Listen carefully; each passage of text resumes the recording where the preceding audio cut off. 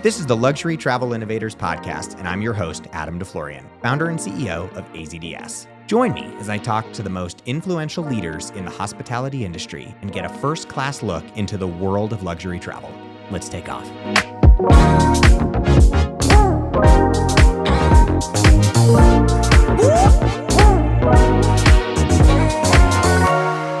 Today, Chris Hamaway, the Chief Sales and Marketing Officer of Montage International, joins me live from Pendry Park City. Montage International is one of my longest-standing clients at AZDS, and Chris and I go way back, over a decade. He is responsible for developing and leading the overall sales and marketing strategy for all Montage and Pendry branded hotels. Our conversation is filled with insights into what truly defines an ultra-luxury hotel and resort experience, plus personal stories about his fly fishing expeditions in remote parts of the world. Chris, after so many years of working together, it's wonderful to have you here as a guest on Luxury Travel Innovators. Thanks for being here. Happy to be here. Can you tell our audience a bit about your background in hospitality and how you ended up here at Montage? Sure. It's funny. I always say that the hospitality business is one of the last truly egalitarian businesses, at least in the United States, where the day you start in hospitality, it doesn't really matter what your last name is, where you went to school. There's so many great stories of people kind of, just finding their way into hospitality. I fell in love with it at a very early age. I think I was at the Contemporary Resort in Walt Disney World, which I still love. And I remember meeting the GM, and I think I was like 7 or 8. And I said, wait a minute, you get paid to be at Walt Disney World in the Contemporary? And he said, yeah, I do. I said, I like that idea. And after college, I kind of ended up down in the Florida Keys. My dad was down there, and I was helping him with some things, and he was getting better, recovering. And it's like, I need to get a job. And I walked over. There was a little, not that little, a good resort on the island called Hawks Cay. And I walked into the human resources office, and I said, you have a job? They looked at the resume, and I said, look, I'll take any job. And I started as an overnight PBX phone operator. At what time was a 3-star hotel. And I always say, if you want to know how a hotel runs, call the front desk at 3 a.m. No one ever calls to tell you they're having a good time. So, and then after that, I just got lucky. A lot of good breaks, a lot of people helped me out over time, and just kind of clawed my way up. And, here we are. You make a great point, right? Hospitality, not only from a overall perspective of the tiers of the business, but really that it's hospitality. It's it's being with people. It's serving people. And if it's funny when you meet people who have not worked in hospitality, but only in leadership, they don't understand the entirety of the ecosystem, right? How it works, how you serve people. I spent time, I had the pleasure of being with the Ritz-Carlton Hotel Company early on, and some of their great years of growth for them, kind of the 99 to 09 run. And I was involved with the Leadership Center. I used to say, look, you can't, and I shouldn't say it, but I'm going to, it's very hard to teach someone hospitality. Yeah. You can teach them the understanding of it, but as I've said to my wife many times, either someone knows to open a car door for a lady or doesn't know to open a car door for a lady. It's just one of those things. And can you teach someone? Of course you can. But there's also this idea of some of the great cultures of the world. Hospitality is innate, and it's ingrained in what they do. And when you watch it, it's just a joy. Yeah. What were some of your favorite openings? I mean, you've been through a lot. Yeah, I'm chuckling because someone said to me, they asked me the other day, they said, how many hotels have you opened? And I was like, I think I started counting. I got somewhere in the 30s, and they looked at me and they're like, are you well? Because, it's funny, the idea with hotel openings, I think you always look back on them with kind of rose-colored glasses. I had the pleasure of opening the Atlantis in the Bahamas, the original Atlantis, December 13th of 1998. And people go, what was that like to open? I was like, it was great. Saul was a visionary. And then later I'll think back, I'm like, God, that opening was awful. Like we were like 2:30 in the morning, we're weaving Balinese baskets down in Jerry Anzarello, who's a brilliant, dear friend and one of the greatest hoteliers in the world. I think he was, not that he was screaming at us, but Jerry's like, where are the baskets? But then you look at it later and you go, oh, that was a great opening. We loved that. So I think the opening Atlantis was great. Montage Deer Valley, this was really, my home's in Park City, Utah. And I always say the great hotels are moments in time. Hmm. They're not just, I mean, you can build a beautiful building, but there's the alchemy of who the team is. And when you look at that, you go, that team that opened Montage Deer Valley was extraordinary. Montage Los Cabos, again, I'd say one of the great hotels in the world, but it's a moment in time. The managing director there, Marco Ortlam, executive chef who's there, who's also the culinary director for Montage, Xavier Salomon, the way they all work together, Mario, like that team, it's alchemy. It's not, you can do a great building, but when you get the right people and they're working together, it's extraordinary. I've been down to Montage Los Cabos many times, right? It's harmony. I mean, it's like a true symphony working together. Everything seems effortless, but it's not. It's so difficult, right, to actually execute at that level. But it feels truly like a symphony, just playing perfectly together. It's beautifully said, and it's not just my own hotels. You watch places, you watch hotels operate. You watch, Richard Bailey doing the Brando, and you go to the Brando, and you go, "There's magic here." And it's all the different touch points of that family involvement and how that all works. When you watch it, look, I couldn't say it better than you just did. It's like listening to great music and going, oh, they're pitch perfect and it didn't happen accidentally. Yeah, well, and at a certain rate level, right? The walls are a given. The walls, the furniture quality, the top tier linen, everything has to be, that's just a given. But the customer expects that level of effortless service and that delivery is just, it's so challenging. It's like, I mean, you hit on a passion point of mine, which, I don't know if the word's out there. I like to think I helped write the definition, but a word I talk about a lot is decommoditization. And when you can decommoditize a product, you've achieved something. I always say, like, look, if somebody says, hey, I'm going to Laguna Beach for the weekend, where should I stay? I've already failed. As a brand leader, as a CMO, I've already failed. Because if hey, I'm going to go to Laguna, where should I stay? And it's, I'm at Hotel A, Hotel B, Hotel C. And you look at the rates no, because if you're going to run the rate premium, as you said, the walls are the walls, the boxes of 500 square foot box, it's 400 to 500, depending on all the comp set.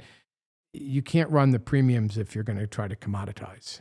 Totally. And how you make that special is really what Alan Firstman, our founder, figured out a long time ago, which is to what you said, the harmony, figure out the chemistry and how to make people feel welcome and residential and it just works. Well, and it's funny too, because it's that family connection. This feels like a family run organization, right? I mean, we have a lot of partners at AZDS, and when my wife wants to travel, she loves to come to Montage. She wants to come to Montage because of the way that you treat your guests and the fact that it's not stuffy, it's unpretentious, and that family track carries through Montage and Pendry so beautifully. It really does. I appreciate the kind words. I mean, people, they'll always ask, oh, tell me about Montage. And for a long time, I think I took too long-winded of an answer. And what I will say now is, look, we're arguably the last luxury hotel company in the United States that's owned and run by a family. Mm-hmm. And Mike and Alan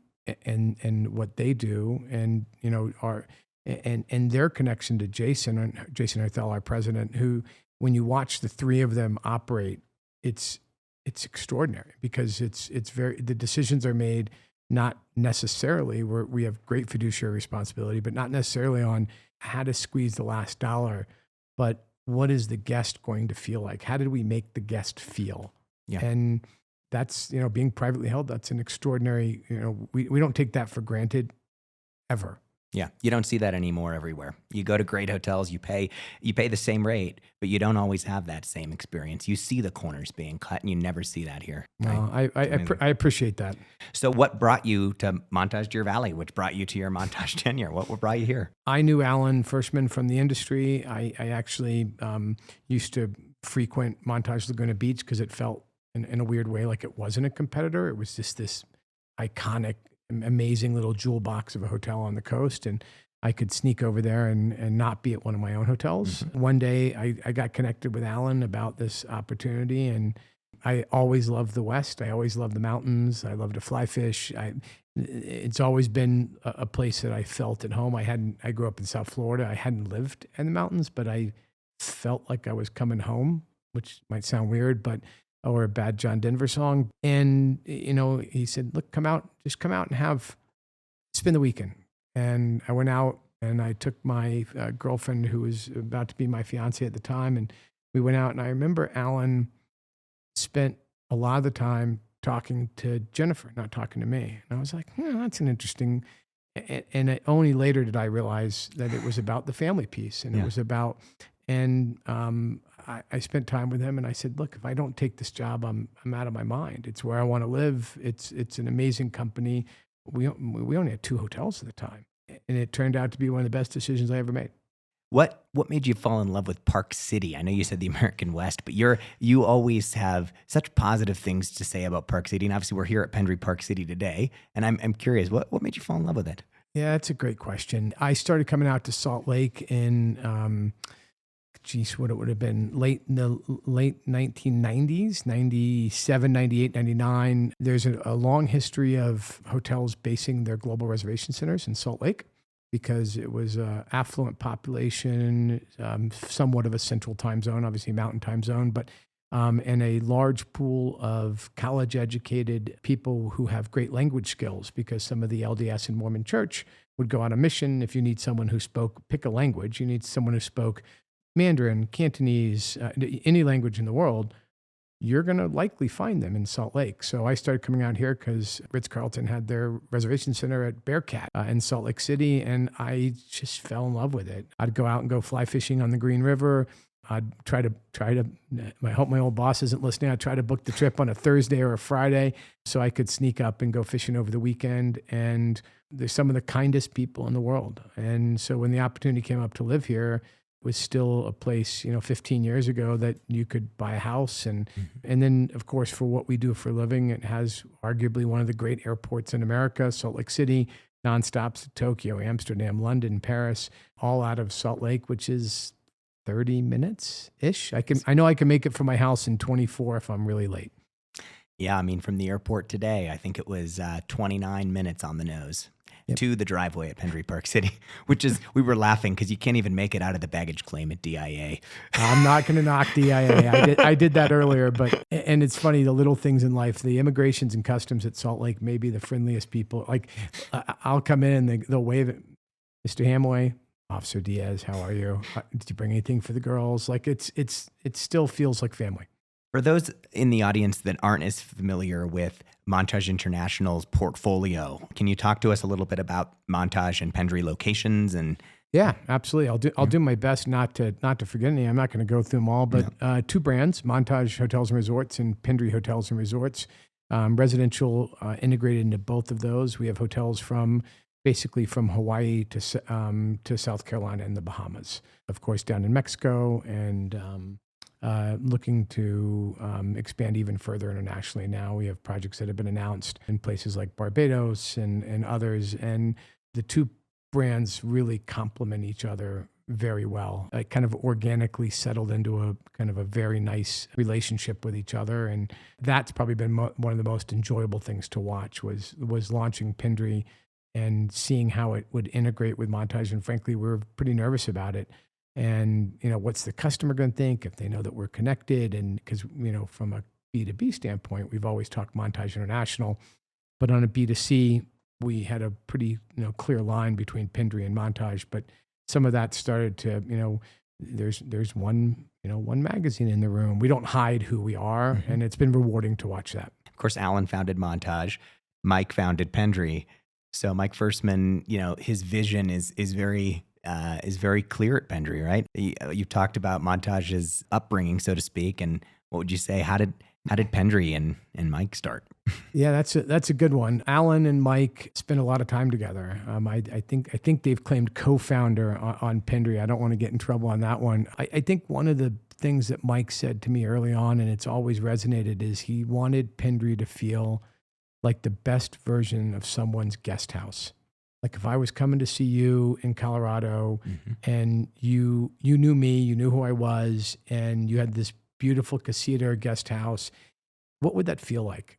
It would be curated. You'd probably have what I like in the fridge. You might have some things that you knew because the kids are there. Like And that's always kind of stuck with me. But what I love that Mike and our global creative director, AZDS Hawkins, deserves so much credit on this as well, which is they didn't just try to stamp the same thing over and over again. You go to Pendry, San Diego, and it feels like San Diego. It feels like the gas lamp district. It has great, sense of place and feels like it belongs there. And then you go to Manhattan West, and it feels like this kind of California refuge in the middle of the Big Apple. And two very, very different feels, but you know that they're cut from the same cloth.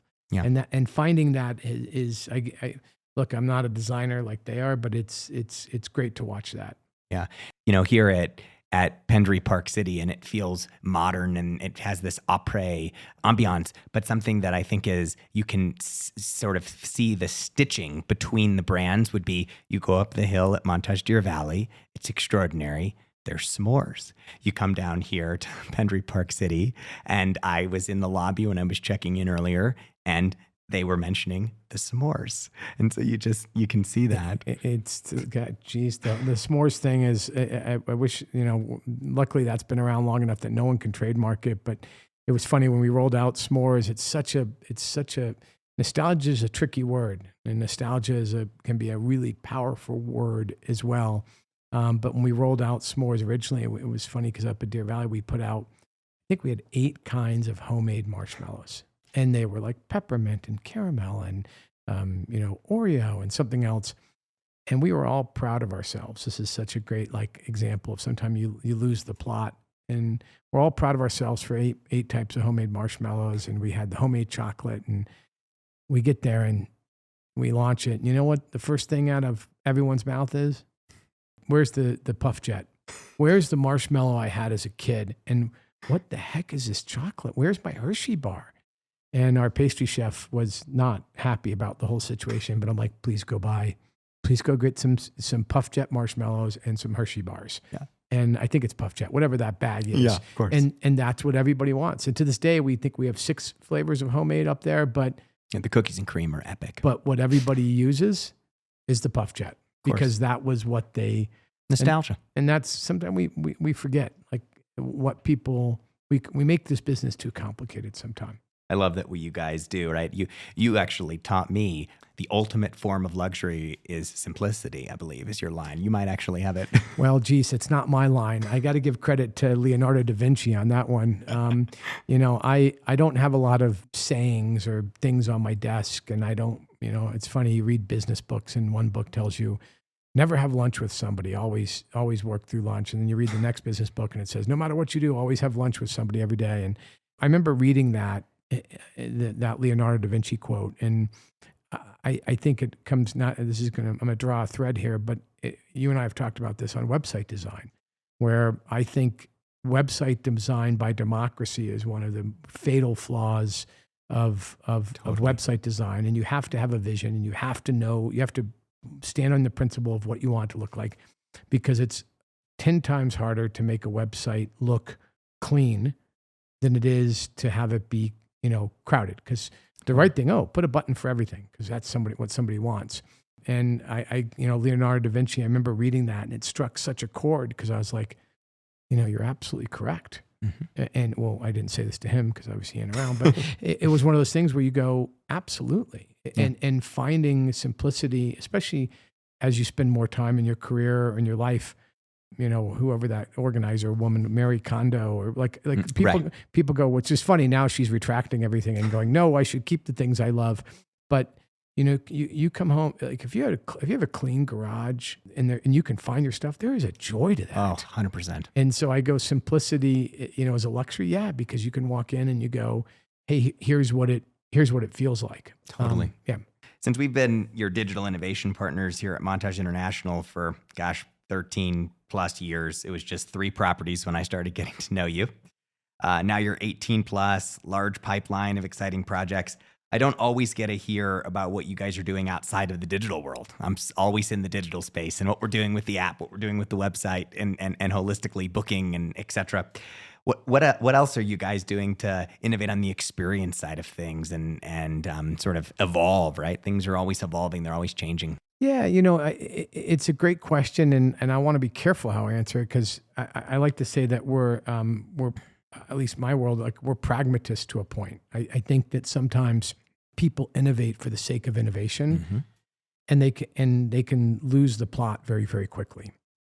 I mean, outside of the digital space, what I would always try to do is fold the I think you taught me this, which is there's no real gap. There should be no real gap between digital and analog. And for people who are old enough to know what analog was, but the idea that the real world, IRL, as my daughter would say, we want the website to feel like in some ways like the hotels. And we want the hotels to be integrated and projected on the website. If it's an experience at a property, we've always been focused on culinary from day one. We've always been focused on spa and wellness from day one. But there's also the piece of we've always wanted it to feel residential. And what do I mean by that? I don't want it to feel like a house, but we want it to feel like a home where there was Alan's original vision. There was no real dress code. There was no pictures of royalty on the walls. We wanted it to feel like it was a place that you could almost put your feet up and just relax. And we've tried to carry that all the way through. And if that's innovation, or if that's simplification and not getting caught up, I'd say sometime in the trends, because chasing trends is a very dangerous business. You have to stay ahead of things, but we always look at them and go, is that going to age well? Yeah. And I'm not going to be negative. We can tell you 5 trends. We all know that in the last 3 years, you look back on and go, well, what happened to that? Yeah. And I'm not, from X to Y to Z, from NFTs to I looked at people and go, no, we're just not going to do that because it's not who we are. You got to know who you are before you figure out what what the next step is. Totally. And if you want to be as timeless as you can possibly be, right? You can't be on trends, because if you're constantly following trends, that's the opposite of timeless, right? Yeah, I mean, I've said to my team, and I have an amazing team I get to work with. I've said, look, the hardest thing right now is to not mess it up. Mm-hmm. And if you think like that, yes, you need to stay ahead, but we've also watched great brands mess it up. So we spend an inordinate amount of time making sure that we didn't mess it up, chasing that little, that thing. I call them, laugh, I call them the dancing flamingos, where you go, what is that? Why did you put that on the site? Why is that in the hotel? Oh, I saw it on a thing. No. Totally. And sometimes the hardest thing in our job is, and you face this as well, is what I call Dr. No.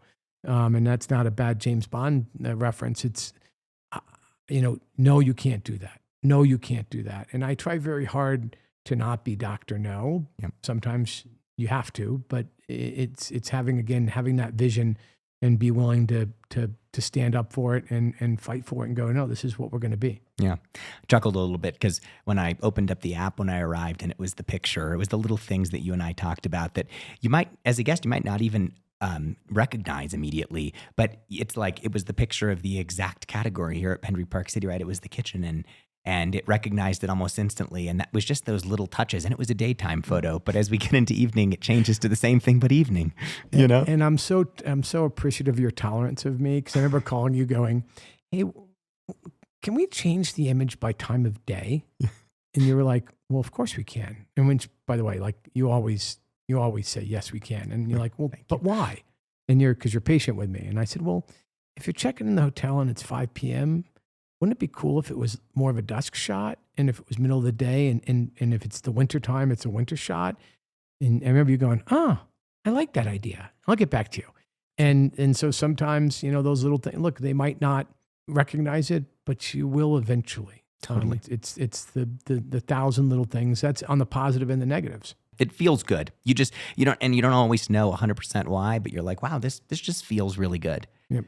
You have this extraordinary luxury hospitality background, but I think this is a perfect segue into outside of just hospitality. I think from a luxury perspective, what brands, we just talked about timeless. We talked about things not necessarily following trends. What other luxury brands outside of hospitality do you think are doing a really wonderful job?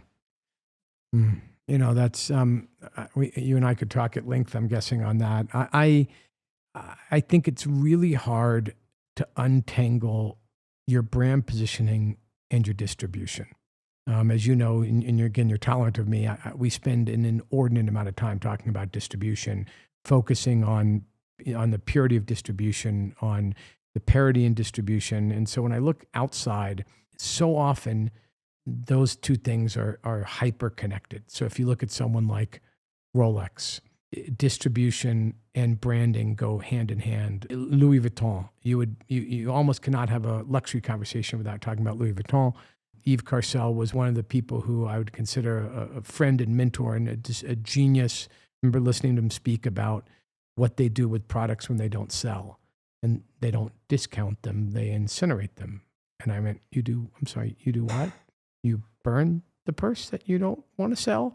And I remember him talking about spending, I think it was it was 15 or 20 years to get a piece of residential retail space in Paris because he knew that was the space he wanted. And he was willing to wait 20 years to get the space. Wow. And you talk about like purity and distribution and going, I'm going to do it the right way. And look, you have to be able to monetize and you have to be able to show the value. At the end of the day, yes, I believe we deliver extraordinary customer service, but we also deliver extraordinary financial results to our ownership groups.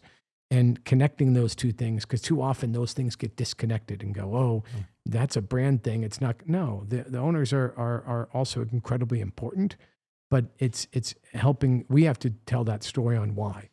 All right. Now, also, I have another fun transition in our conversation, which Can't wait. You hear it everywhere, from Virtuoso Travel Week to ILTM, all my most recent recordings that I've done, that experiential travel and once-in-a-lifetime experiences is everything right now. And I know that you love to fly fish. Am I right? Oh, this is a layup. Okay, good. Good. Okay. I could stop being worried about this question. So can you tell our listeners about some of the lodges that you would say are just delivering on that promise right now? Like, what are the most extraordinary sort of fishing lodges that you've recently had the opportunity to be able to fish that are really next level?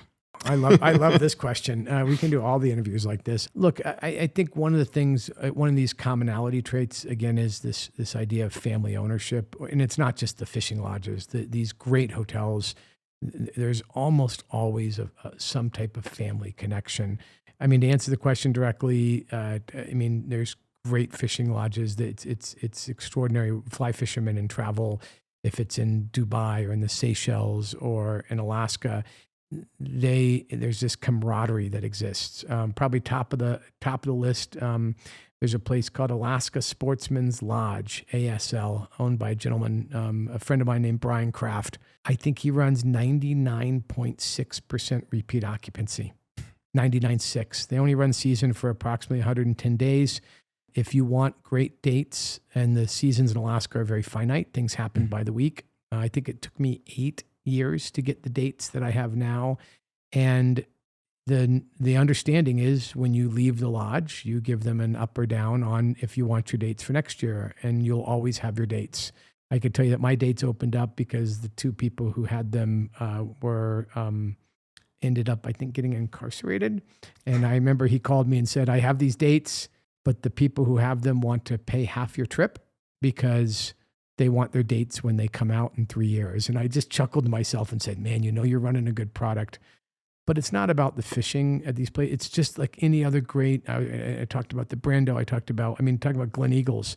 It's about what they deliver. You can't control the fishing every time. Yeah. But the camaraderie, the culinary, the little touches, this len yap, this concept of a little something extra that so many of these lodges do very right. And things you didn't expect, is that a logo named personalized Yeti luggage and water bottle? Huh. Wow. So and I know what it takes. And by the way, you're 40 miles from the nearest dirt airport, and you're going, how did they do that? And so, like, again, someone like Brian Kraft, they're so dialed in. But there's a lot of great examples. I'm a huge fan of things that aren't Montage and resorts that aren't Montage. There's so many that touch on these. Bears Lodge in the Bahamas is another one. South Andros Island. You're not going there if you're not fly fishing. but you're not giving up anything to go there. Yeah, Connor does a great job at Glen Eagles, obviously. And it's amazing. What you just said is like, I mean, it's Scotland. The weather is unpredictable. So, I mean, the thing about Connor, or about the hotel in general, is you look at it and you go, he's made it personal. And I think that's something I feel very strongly in. I keep going back to, when you make something personal, it works. And Connor's the face of that hotel to so many people, but it's also the little things. I had my family at Glen Eagles, and my youngest daughter at the time, I think she was, I'm going to do the math in my head, I think she was 8. She said, "Dad, I really want to go fly fishing." And there was like a half day or a full day. And I didn't really want to, can't believe I'm saying this, I didn't really want to take a full day and go fly fishing away from my other daughter and wife. And we were having the conversation at breakfast, and I said, "Look, we'll look into it, but we might do it a different time." That afternoon, knock on the door, and I open the door, and it's one of their experienced people. I said, "Hey, we heard that this opportunity, we've arranged something. Can you be downstairs tomorrow morning at 7 a.m.? And I went downstairs at 7 with my daughter, and up pulls this green Range Rover with the ghillie suit and tie, 2 fly rods. And he goes, "Do you have an hour?" And literally he drove, I think, 75 yards to this beautifully stocked, maybe it was 100 yards, pond, but made it like she was going on an experience. Had the little stuff laid out, helped her cast. I think she caught 4 trout. You couldn't have seen a happier smile on a human. Caroline was literally ear to ear, beaming, and made it work. And what that is a resort listening. Yeah. And somebody, that was, by the way, a waiter who heard that at a restaurant. my gosh. And so being dialed in is being dialed in. I saw this on the flight over. I had to show you. It was a National Geographic. Yeah, the bear. He's showing me a picture of bear. The bears in Alaska are the neat thing about September in Alaska, though, is they explained to me that the bears by that time are so full that they're not interested in you. So they're actually grabbing the salmon and they're only eating like the skin. They're trying to. It's like being at a Chick-fil-A and only ordering French fries. They're trying to just bulk up. So literally, you can walk up to them and like push them, and the bears go, "Please leave me alone." I mean, because they were filming, and I was like the amount of fish under the water that was visible. I mean, it was unbelievable. It's They're feasting. I had heard about Alaska. I'd been there on a cruise ship a couple of times, and spending time the last 10 years in the backcountry of Alaska it's a humbling experience, but it's it's truly God's country out there. Let's talk about travel advisors and the fact that I've been going to Virtuoso Travel Week unbelievably 15 years straight now, and you obviously same thing. And some advisors there say Montage does it differently. They love your lunches that you host, and they say they just want to send more business to Montage. That's the and I'm not just saying that because I'm sitting here with you. It's true. It's what they say. What do you do to get that reaction? How do you? I know you take care of advisors. How do you on the B2B side? What makes Montage so unique? How long do I have? I mean, look, it's people who laid the groundwork long before me. Janet White is our global head of travel industry, is an absolute legend in this business, full stop. I remember when I joined Montage, they said, "Oh, we're going to go to Virtuoso." I said, "Oh, okay. Well, I like Travel Week." She goes, No, we all go." I'm like, "What do you mean we all go?" She goes, "Every GM, Alan Firschman goes." I said, "Alan Firschman goes to Virtuoso?" She goes, "Not only does he go, he checks in on Sunday, he checks out on Friday, and he hosts a lunch every single day." And the story goes, Alan tells it, way better than I would, but that in the first year, all the big stuff was taken, so no one did lunches, no one. And so Alan said, "Hey, can we get a restaurant?" And I won't say we created the lunch trend, but fast forward now, we have the private room at Harvest. We've had it from the beginning of time there. We talk to them because they're family, but on that, there's also a very significant responsibility that goes with saying you're committed to the travel advisor space, which is we have an unwavering commitment to them, not saying, "Oh, I'm going to respond to a phone call." We have a deep level of commitment to parity. We do not ever, and I'll say it again, we do not ever undercut an agent. We have full-time employees who focus on ensuring that we have a parity in offering. No one has to call me and say, "Hey, I saw a thing. If you put your email address in, you get 5% off, but you don't get your benefits." No. And then I have agents who go, oh, I don't get too many clients. And I said, well, that's, they're going to really call you and you might not ever see them. So our thing is, I could give you 50 different examples of putting the travel advisor first and being able to look. I can go to Matthew Upchurch, I can go to JD O'Hara, and Albert Herrera, I can look them in the face, and they know, because I get on my soapbox all the time on it and go, check me anytime, check us anytime. And it's Alan's commitment. Alan hosts those lunch. Jason goes to those lunches. Every GM goes to those lunches. And we do that because it shows our commitment. So when someone needs something, they know that it's not, we're all involved, not just one person. I mean, you said it best. They say that the Montage is a family-owned organization and they provide such extraordinary hospitality, but you guys do it for the advisors, and it shows. It's clear. We try. The family piece is it's real. There's no, we don't hide behind something because we're not, this is, again, it's personal with us. Yeah. Well, Chris, thank you so much for joining me on Luxury Travel Innovators. It's so appreciated and such a pleasure to get the chance to chat with you. I'm thrilled to be here. This is, I applaud you for doing it. I saw the list of names you've already gotten and, what you've done and the partnerships that you have with people. I'm like I said, it's humbling to be here, and I'm thrilled. Oh, well, thank you so much. So I always close out with 3 rapid fire questions. These are the fun ones, but they're really simple. I love extemporaneous. First question is, what personal travel are you most excited about next? Where are you most looking forward to going? That's a great one. Sabbatical this summer. Montage, Jason Hertel was his idea. We're doing a sabbatical program in the hospitality space, which is, I think, I won't say unparalleled. We don't know of one like this. After 8 years, anyone director and above, hotel or corporate, home office, 30 days, full pay, no email, and no email to come back to. Leave with an empty inbox, you come back to an empty inbox. So I'm taking the family on a little excursion this summer, starting in Paris, ending in Rome, and I'm gonna not look at email for 30 days. How are you gonna do it? I have absolutely no idea, but I might text you, just tell you I miss you along the way. But yeah. Amazing. That sounds epic, and I'm sure the girls will love it.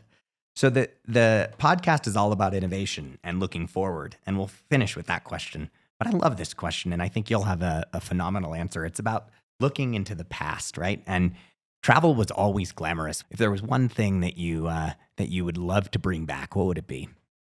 I mean, my quippy answer is less crowds. There's still beautiful places that I guess if I could bring back anything, and I'm going to sound like an old man here, it's the lack of selfies. I go to places now and it's literally like people lined up to take a photo of themselves. And I get it. And I watch people with these big microphone rigs, like what we have here, and they're on the street. And I'm going, do you see the sunset? The sunset's stunning right now. Yeah. But I'll also say, I still have travel wanderlust. I still book a window seat.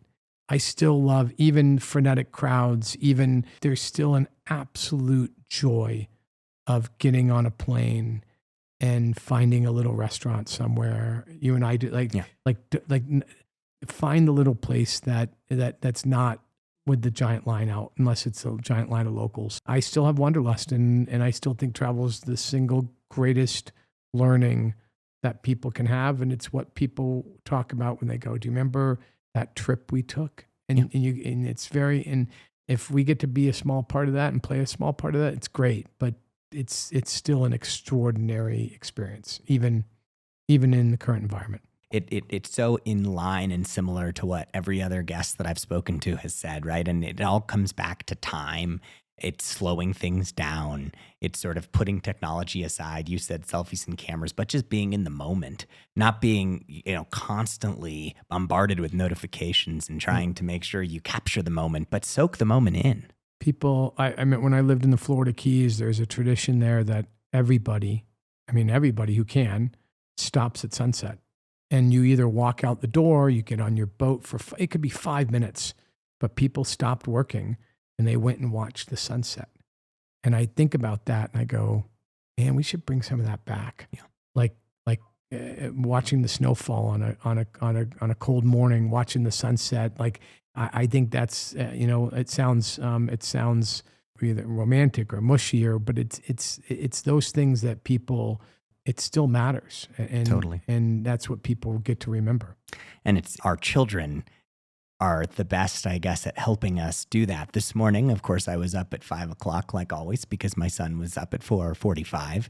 And so I got the opportunity to look at the sunrise. And I wouldn't even have looked out. I was unloading the dishwasher, doing the normal things we do in the morning to get the kids ready for school, lunches, etc., right?